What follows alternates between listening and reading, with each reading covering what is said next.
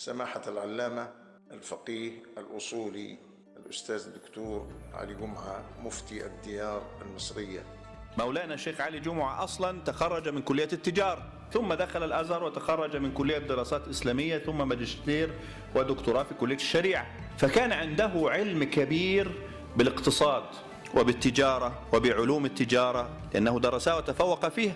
الشيخ علي جمعة لما تخرج في الأزهر عين عضوا في لجنة الفتوى، وكان العضو الأصغر في تاريخها لجنة الفتوى التي كانت في داخل الجامع الأزهر ولا زالت، مش دار الإفتاء، لجنة الفتوى التابعة لمشيخة الأزهر. من كان في هذه اللجنة على سبيل المثال؟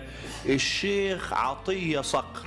فلما كانت تأتي أسئلة للشيخ عطية صقر مفتي الدنيا رضي الله عنه في الأشياء الاقتصادية يقول لا تسألوني، روحوا اسألوا علي جمعة، وعلي جمعة شاب صغير.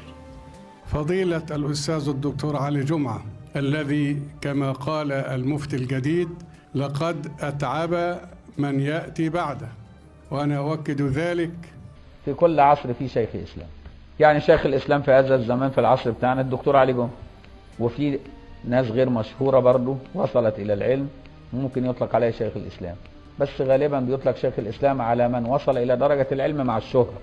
وقد بنى هذا العالم الجليل الأستاذ الدكتور علي جمعة من الفضل والعلم والتوجيه السليم إلى دار الإفتاء المصرية، وحدث فيها ما حقق الهدف المنشود لتحقيق الأمن والسلام الاجتماعي المحلي والعالمي والذي دعا إليه الإسلام.